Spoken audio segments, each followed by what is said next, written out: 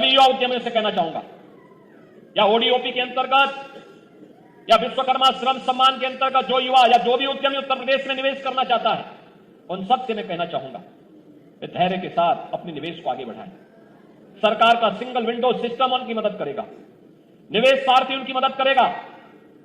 अगर कहीं पर कोई बेईमानी करता है, आप उसकी एक कंप्लेंट केवल मुझे कर दीजिए। भ्रष्टाचार जो घुन की तरह व्यवस्था को खोखला कर रहा है, इस पर बड़े प्रहार की तैयारी के साथ सरकार कार्य करने जा रही है। हमने पहले ही कहा है कि अपराध और अपराधियों के प्रति, भ्रष्टाचार और भ्रष्टाचारियों के प्रति सरकार जीरो टॉलरेंस की नीति के तहत काम करेगी, और उसी जीरो टॉलरेंस की नीति के तहत मैं आपका आह्वान करने के लिए आया हूं।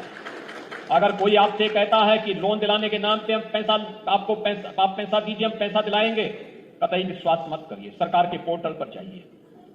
अगर कोई आपसे अनावश्यक रूप से धनराशि की मांग करता है, आप उसकी शिकायत करिए, हम उसकी जांच करवा करके जवाबदेही तय करवा देंगे वहां पे।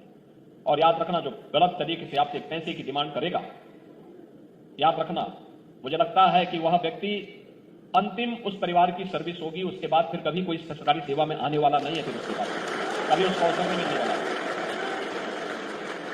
इतनी बड़ी कार्रवाई कर देंगे कि वह एक नजीर बन जाएगी। और बहनों और भाइयों, एक घुन को समाप्त करने की आवश्यकता है, सख्ती के साथ इससे लड़ने की आवश्यकता है। और ये तभी हो सकता है जब समाज सरकार के साथ खड़े होकर के इससे लड़ने के जज्बे के साथ तैयार हो सके।